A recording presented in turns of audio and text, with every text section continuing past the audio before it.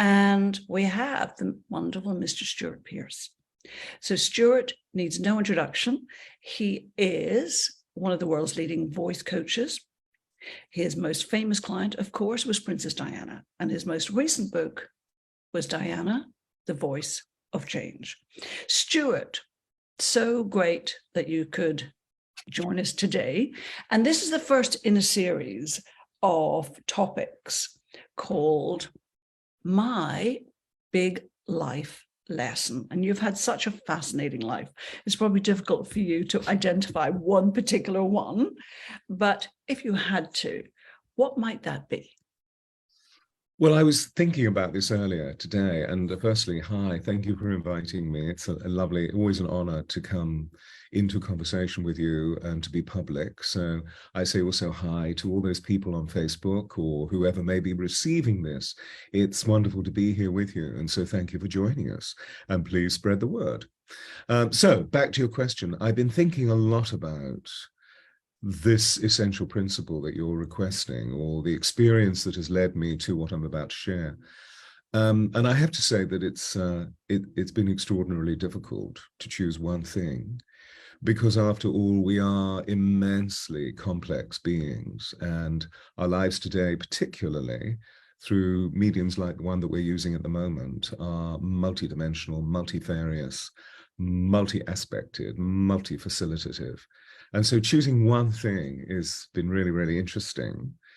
But I have one thing which I remember learning many, many years ago, which has stood me in great stead all the way through my life. And that is to acquire stillness. In the frenzy, I'll just expound on that for a second, in the frenzy of what we've been educated, conditioned, and socialized by, which is to do.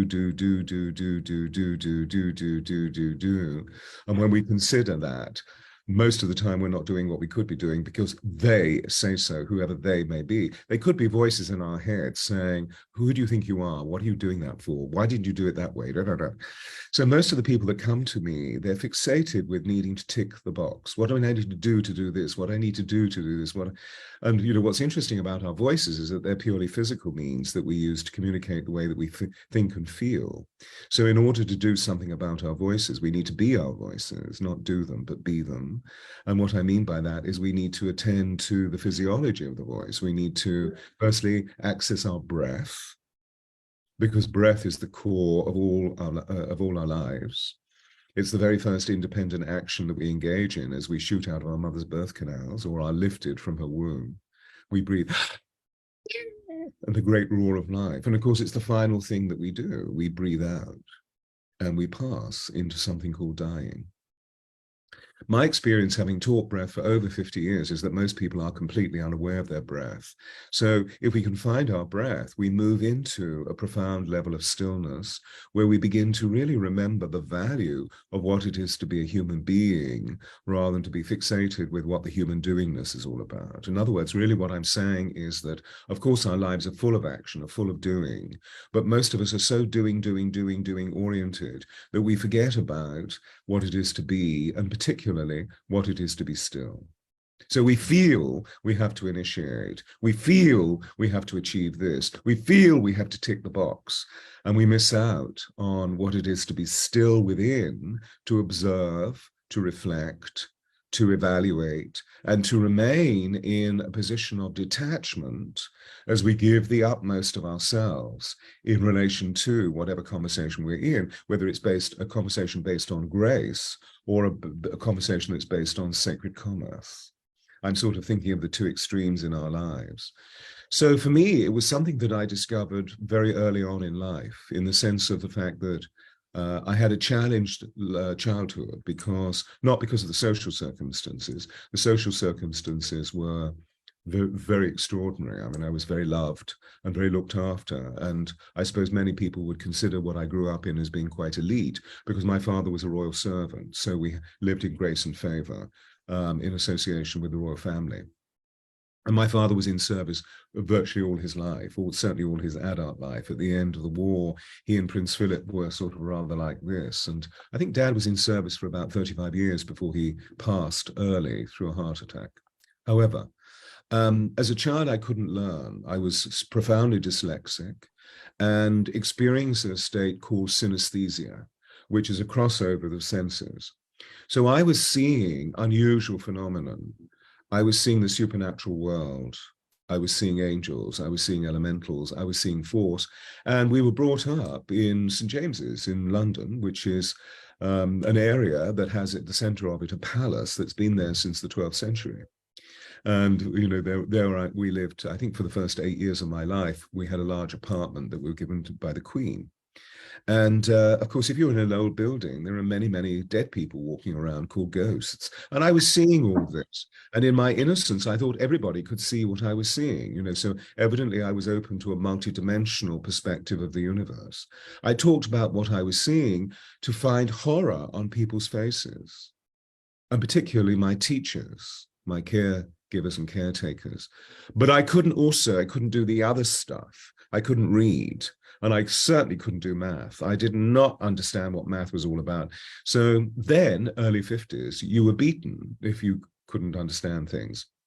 Apparently, if you beat a child, it would make them more intelligent, because apparently the problem of lacking the skill of orientating one's way through the lesson was to do with some profound indolence, some profound stubbornness, rather than I simply can't do it.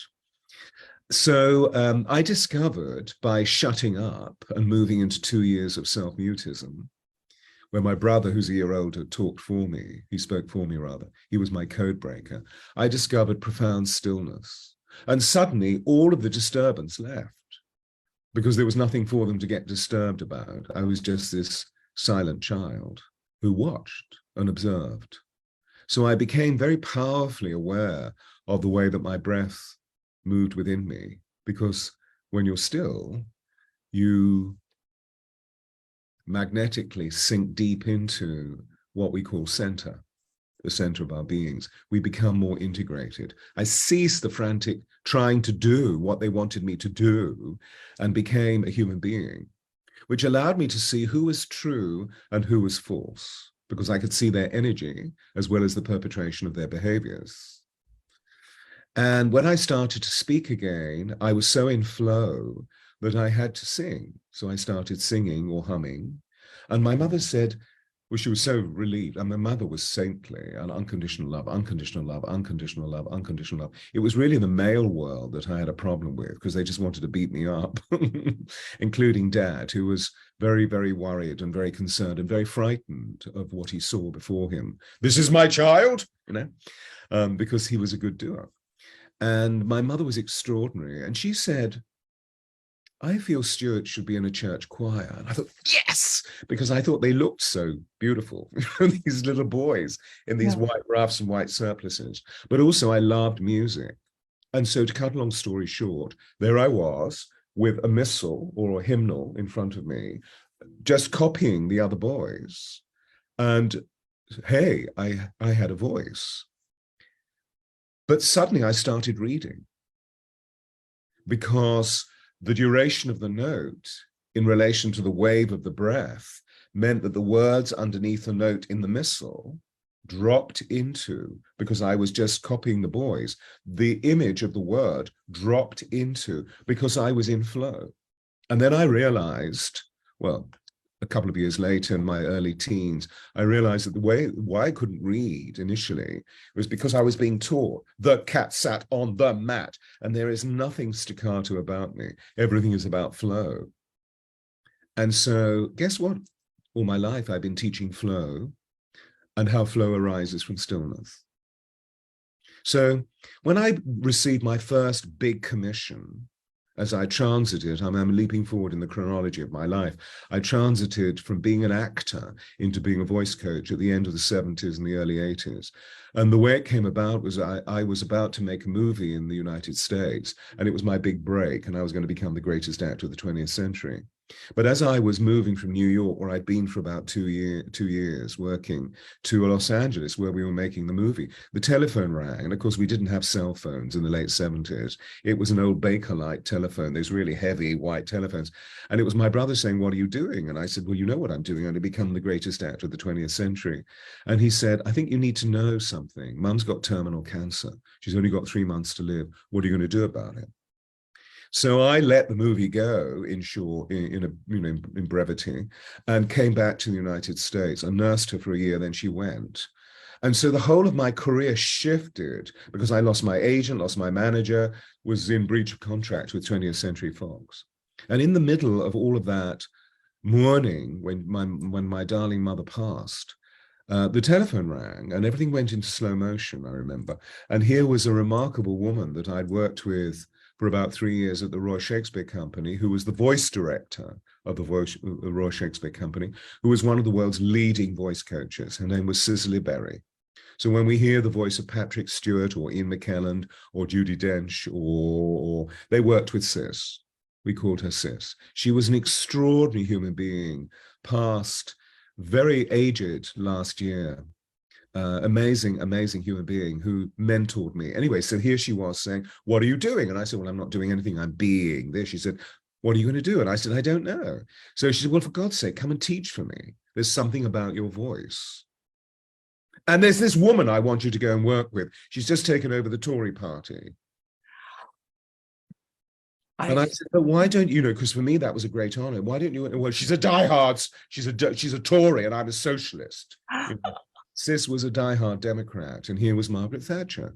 So 2 weeks later, I was walking into Downing Street, wetting myself because I rose to the challenge. But at the same time, what am I going to do? What am I going to do? What am I going to do? What am I going to do? What am I going to do?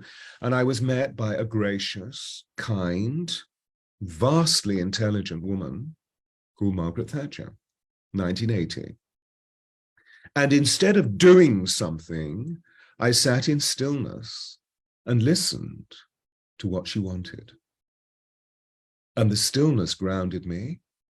I was once more back in flow, so I taught her how to breathe. And then we worked on positioning her sound because she talked in this sort of upper middle class thing, which she'd acquired because it was a passport in the sonic location of Oxford. Yeah. She was originally from Lincolnshire, so she had a Lincolnshire accent. Her dad was the local mayor and a greengrocer. Mm-hmm. But she, in order to be socially acceptable, you acquired an accent. I mean, this sounds ridiculous today as we record in 2022. But when I go back to the sonic environment that I was born into, your accent was a calling card into success in society. Today, it's absurd to say that. And of course, admittedly, it was received pronunciation, which is the sound that you hear me use simply because I've taught it for the last 50 years, 45, 50 years, because all actors need to acquire a uniform sound or accent or dialect so that they, wherever they are from, whatever region of the United Kingdom or the United States of America, we can move into a lingua franca where the audience is aware of just a uniformity or neutrality of sound rather than why is Hamlet speaking with a Bronx accent where his mother is speaking with a Glaswegian accent. It's sort of that means the audience automatically becomes aware of the discrepancy or the disparity rather than these two people who are living within the same sonic culture. But of course, there are many criticisms about that. But at the core of it is, who am I? Not what am I, but who am I? And what do I have within me that I can give to this person who is before me?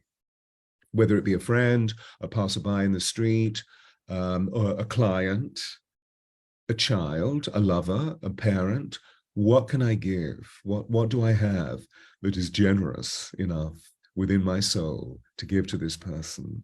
Or if we're in challenge, how do I negotiate myself out of challenge into a resolution of this conflict through grace?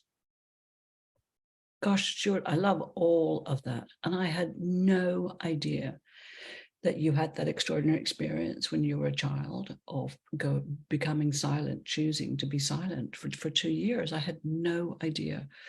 So in a way, you had enforced stillness. You had this incredible opportunity to experience Yeah. I stillness. had to do something. I didn't know, you know, because obviously it was the thinking of a 7-year-old child.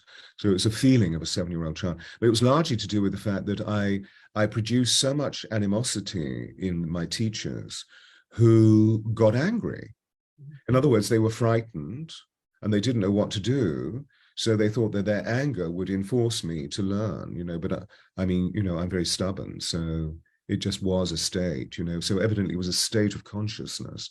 Mhm. And when they got angry, I saw, because I saw sound, I was synesthetic. So I saw sound. So I saw what came from their bodies, and it looked like broken glass coming at me. So my behaviors as a 6, 7-year-old child were in relation to that. You can imagine I wasn't as calm as I am sitting here. I did that. And of course, they thought that I was mad.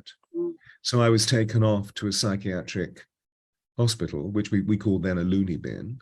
You know, this would have been 50, I don't know, you know, sort of late 50s, with my mother in tears, not knowing what was going on, because after all, she was a woman who had been conditioned by patriarchy. So you did what your husband said, you did what the doctor said, you did what the headmaster said, you did what the policeman said. You know, that's how it was then. It's completely different today.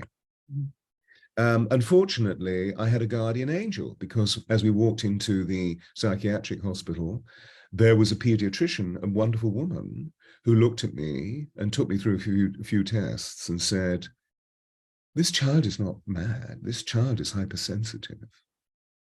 But we didn't know about dyslexia then. We didn't know about ADHD. We didn't know about autism.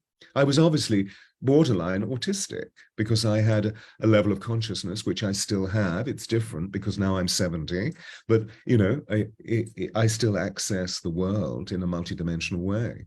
But I found a way through stillness of observing and utilizing the natural skills that I developed, bizarre to some people, into a credible form, which allows me to empower great speakers. Or not so great speakers. Better speakers. And Exactly. it sounds like that stillness that you learned to cultivate held you in good stead throughout life, because it also sounds like it became a great connector for you or a great leveler. So there you were going into Downing Street to meet Margaret Thatcher.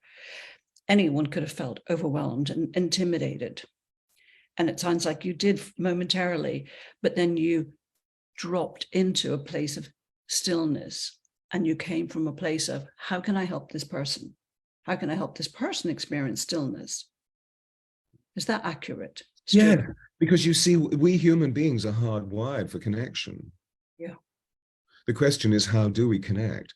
And so if we move into stillness and just observe, we automatically feel a way of connecting. And Margaret was so gracious that she was completely open for connection, because she realized that there was something that she needed to acquire, which as a scientist, she was unaware of. And this was to do with, I mean, she was a natural as far as I was concerned, you know, because I just pointed her in the right direction. She became physiologically, sensually, really aware of her body and of her voice, which is an unusual one when we look at the persona of Margaret, that she seemed almost slightly masked from her femininity. But she and Dennis had her husband had the most loving relationship, you know, and he was a man of the earth, who loved his whiskey and smoked cigarettes, you know, Yeah. which probably took him to an early grave. But, you know, he was a wonderful, wonderful man, gentleman, humble man who was very successful in business. So on one level, you had the grandeur of Margaret, and on another level, you had this wonderful earthy guy, which she needed, you know, because he was sexy. Yeah. They had a wonderful love affair. So we don't often see that, because we see the latter day Iron Lady, you know, that evidently British politics needed until she was no longer needed, because her genius could not be contained. And, you know, working with genies, if you're working with a genius, they had the broad dimension. And if you don't measure up to them, they get bored. Mhm. Sometimes they behave badly. Mhm. And I feel that that's probably what happened with Margaret, where all of the men in her cabinet were just cowards. They couldn't stand up to her and say, this is completely inappropriate. They just took whatever. And then they stabbed her in the back. And that was the end of Margaret's career. And effectively, that was the end of her life. And it was a huge trauma for her because shortly afterwards, Dennis died. And then she moved into 6 years of profound Alzheimer's. Mm. The woman that we know was not there. I saw her all the way through to the end until it was no longer possible to be with her because she just didn't recognize one, you know. Yeah. So what's in a nutshell, what's the opportunity for everyone listening here in terms of creating more stillness, dropping into stillness in their own life, in their own self? I feel the first thing we need to do, or to be, is the breath. So we need to become aware of our breath. It is that simple. But of course, this is really difficult if you're... And so I say, go into nature and stand with your back against a tree and feel the wind moving and breathe with the wind, or go and stand by the ocean and feel, not on a day that's tumultuously stormy, but, you know, on a day, stand on the beach or on the headland and feel the waves moving and breathe with the waves. And they will lead you into the circadian rhythms that we all connect with, meaning the natural rhythms of our planet or of our world. Because our breath is one of those rhythms. And the more we connect with the natural rhythms, the easier it is to breathe. And so we don't take short breaths, just which is all to do with startle reflex and nervousness and fear and anxiety. We take very, very, very long breaths. And you see, the interesting thing about our breath in speaking terms is that whatever language we speak, we always have enough breath for the thought that we speak. Today, we're being trained to think in really short thoughts. So our breath is really short. But if you look at literature and you go to the end of the 19th century, most of the literature that was written then and before was written to be spoken, not to be read internally, but to be spoken out loud.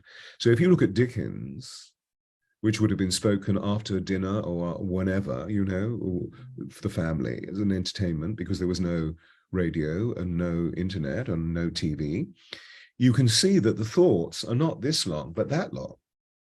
So in order to support them, you need a lot of breath. If we breathe, we become more aware of our natural state of being, because it's at the core of our being. It is actually our soul. Mm-hmm.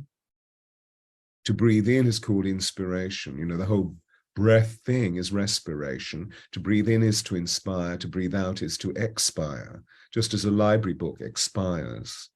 When we inspire, we become inspirational. It's a Latin word, inspirare, inspirazione, which means of divine influence. So all ancient peoples knew this. And whenever they were not in center, effective, whenever they were diseased, when they were unwell, they would start breathing, because their essential belief was that God was in the breath. And so if we're out of, if we're unwell, if we're diseased, we need to move back into harmony and ease. And that's where God lives. That's what they all believe, because it says in Genesis, and God breathed in the nostrils of man, and man became a living soul. And God breathed on the surface of the waters and brought forth life. So breath was crucial to them. So being in touch with the rhythms of nature lead us back into the rhythm of our own breath. And then what happens is we begin to feel how our breath can really soar on these wonderful waves to the point where we get to the end, recovery, and then we take another soar. So this is at the core of a whole thesis that I've created for the training of actors and public speakers all over the world, sometimes leading people like Diana, which I call the magnetic voice. In order to be magnetic, we need to have the breath soaring on these wonderful waves, and your audience breathes with you and journeys with you. And so this is a space where love is made, do you see? I love that. That's very profound. I'm sure that's your next book. Stewart, the Oh, magnetic. it's already in my books. I mean, it's already in Diana, the Voice of Change, you know. Yes. It's something that I've learned through experience, because although I'm making this sound clear from a mental body point of view, I'm not an intellectual. I've just constantly asked why. And I've had extraordinary experiences. For example, for nearly 15 years, I managed the vocal presentation at the reconstruction of Shakespeare's Globe Theatre, which is open air. So if you work in a place like that, which is, you know, sacred geometric container, where where the actors rather see their audience, and it's 1,600 people each performance. There's nowhere to hide. You're completely naked. You can see who's listening and who's not listening. And so if we use our voices to create magic, everybody suddenly gets still and listens and are enthralled, in awe. And this is when we weep. This is when we laugh. This is when we move beyond our ken, which is the reason why we're watching the movie or watching the theatre performance. We want to be transcendent and move through catharsis. We want to move through a healing. We want to identify with whatever's going on stage or on screen, so that we can be edified, educated, uplifted, enlightened. And that's why we are in awe of Meryl Streep, or in awe of Kate Blanchett, or in awe of Patrick Stewart, or in awe of Tom Cruise, or whatever our thing is, you know, because they are, if you watch them, they're completely still. So they really see whatever they're looking at. Whereas we tend to be bum, bum, bum, bum, bum, bum, bum, bum, bum, bum, bum, bum, bum, bum, rather than hello. So they seduce you in. That's what I mean by magnetism. But it all comes from stillness. Mm-hmm. Stillness leads us to be grounded, you see. Yeah. And it's one of the difficulties of being, of creating that stillness these days, is that we're just trying to do too many things. You know, sometimes I see people on Facebook, their photographs of their activities, and they're here, they're there. And I think, Lordy, how do you do that? We're fixated with doing. And if we don't do, then we're not what we could be. This is the way we've been educated. And we've been educated into a travesty, as we can see our world is in peril. Mm-hmm. We're about to lose the very planet on which we live in because we poisoned her. Her breath is now toxic. And so we need to do something about it. And where we start is here. And then we can relate healthily to improving the wonder of our planet. And it sounds like this is the real key to connect with other people, Stewart, is to cultivate and create that stillness within. And then we can connect to people at that deeper level. Yes. Anyone, quite frankly. You know, I was working with a client yesterday who's an extraordinary Swedish lady of great social recognition for the work that she does. And she's been a client of mine for a very long time. And she wants to create the Academy of Compassion in Northern Europe to spread around the world. So she's writing books and, you know, beginning to speak about it, organize all of this. So we were talking about the presence that it takes to be compassionate. And which was an aspect that I brought up in our session. So we were exploring all of this. And then post-session, I had one or two errands that I needed to do in the environment where I live here in London. And I thought, you know what I'm going to do is I travel through life over the next hour and a half, 2 hours. I'm going to give myself 7 objectives to be present with compassion. Really humble things like holding doors open, waiting for people to go up escalators. If there was a mama with a baby buggy, of helping her. If there was a senior citizen who wanted to cross the road, if there was a street person, of spending time with them, of being present to compassion. And, you know, I created 8 or 9 opportunities, and 7 of them, I was completely ignored. How interesting. If I opened doors, people just walked through. As though I was the doorman, you know? Yes. And I said, that's fine. Have a great day. to see Yes. if I could draw their attention. And still, the one or two people looked around and then just carried on walking. They were completely non-present. You see, no stillness. Just anxious, preoccupied with doing, which at the moment, because we're recording near to December 2022, people are doing Christmas, even though we have more than, well, it's actually now it's just less than a month to go. But you know, the interesting thing is that loneliness is an epidemic. And apparently it's got to the stage now where it's more dangerous for our health than smoking 20 cigarettes a day, that more people than ever feel a deep loneliness. And what you are describing, frankly, is the reason for that and the antidote at the same time. Because what you are saying, we're seeking loneliness to find ourselves. Mm. The difficulty is that our society, patriarchal society, which is based on tribal constructs, says when we were babies, when we wanted to be alone to be or to do our thing, which may be crayoning a picture or climbing a tree or reading a book or whatever it was, we were told it was wrong. It was selfish. So we all believe being alone is wrong. I say, drop another L into the word alone, and you have all one. Mm. So But, I personally have lived alone for a long time. well, I mean, there is a lone, which is not necessarily a problem, being comfortable with oneself, but I wonder if there's something else which is that deep. But that's what I just said. The Absolutely. loneliness comes from the fact that we feel rejected by society, and rather than actually seeing this as an opportunity to discover how unique I am, rather than why am I not in connection, which obviously from a psychological point of view also needs to be investigated because there are reasons. It could be that we've been abysmal in our conduct to people, and that's why we've been rejected. So we really need to, estimate, well, why have I been so cruel? And it's mostly to do with the fact we're deeply frightened. So it leads us back to, am I really in center? Anyway, of course, we speak of a complex situation, but the loneliness, absolutely. 79% of the population of the United Kingdom have a great problem with insomnia. And these statistics have arisen over the last 2.5 years. So people can't sleep because they're terrified of dying. Mm.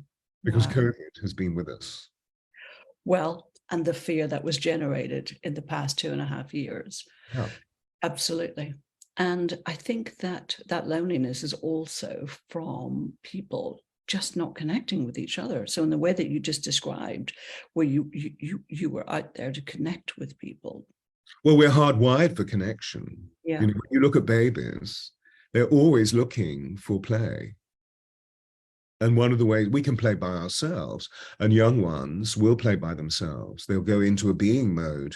I call it supermarket shouts. When you're doing grocery shopping in the supermarket, and suddenly you hear a child bawling, you look over and there's a 2 to 3-year-old, and what the 2 to 3-year-old is saying is, "Can we just stop all this doing? The stimuli is just too much. I just want to be." And then you leave them when you get back home in their cot or in their playpen or by themselves, and they just simply go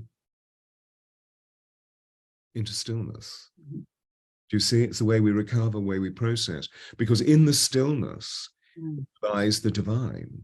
The divine is not in the action. We are commissioned to bring divine into action.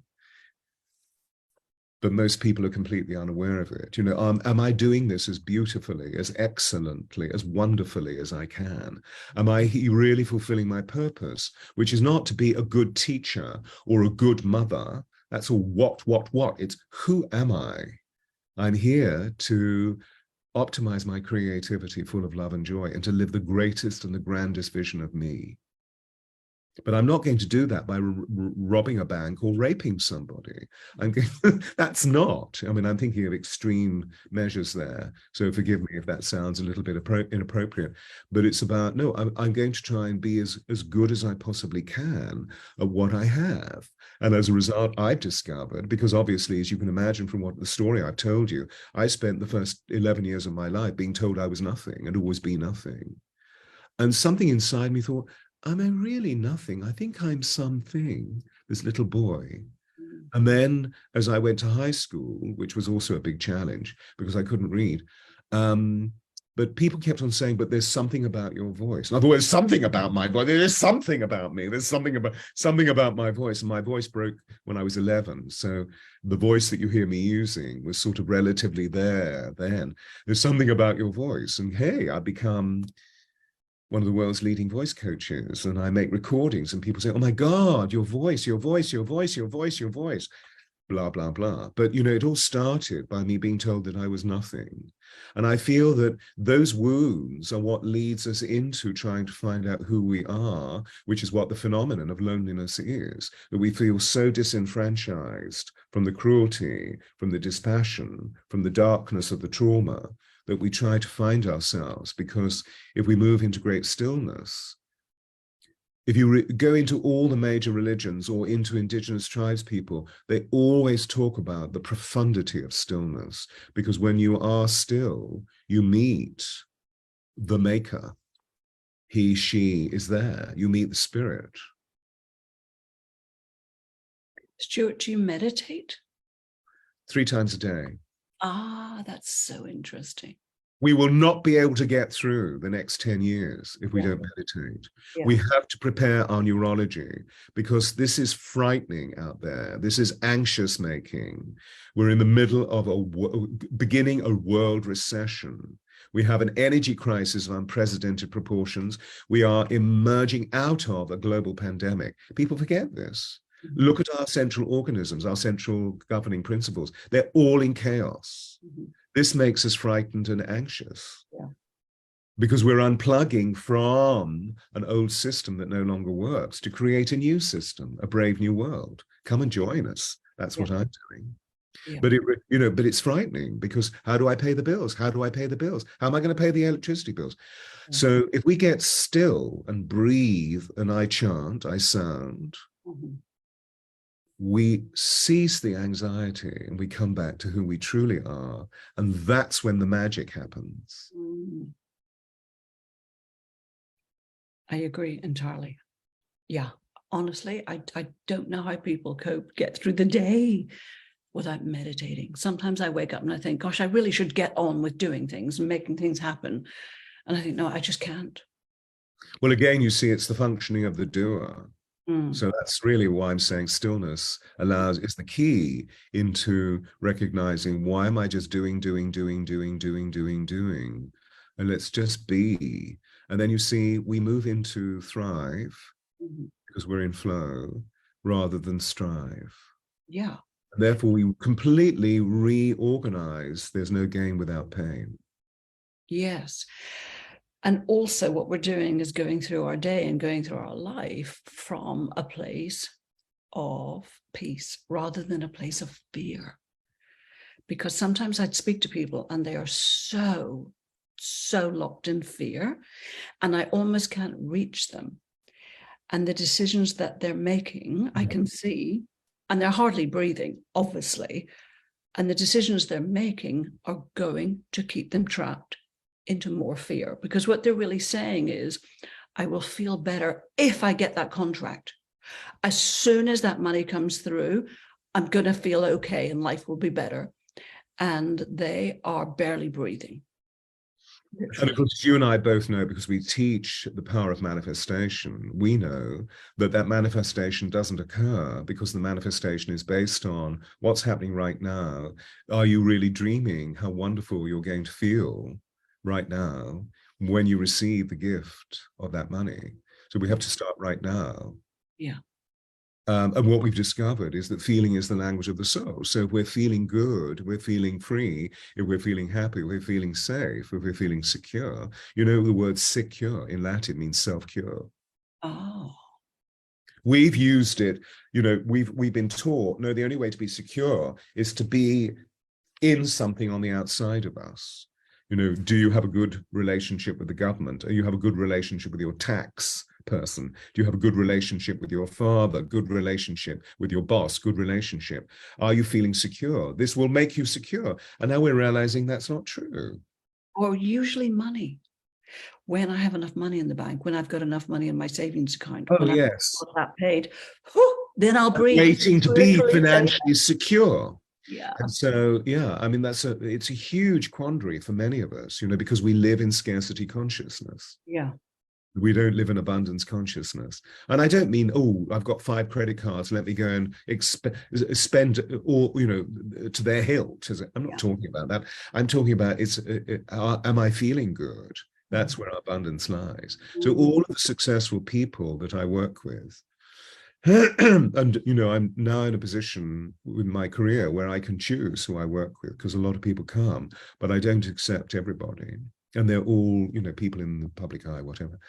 That what I've observed, because they invite me into the inner presence of their beings, after the initial conversation, they feel an element of trust and belief and faith that I'm not going to lack confidentiality. I'm not going to be inappropriate. I'm not going to manipulate them. I'm not going to.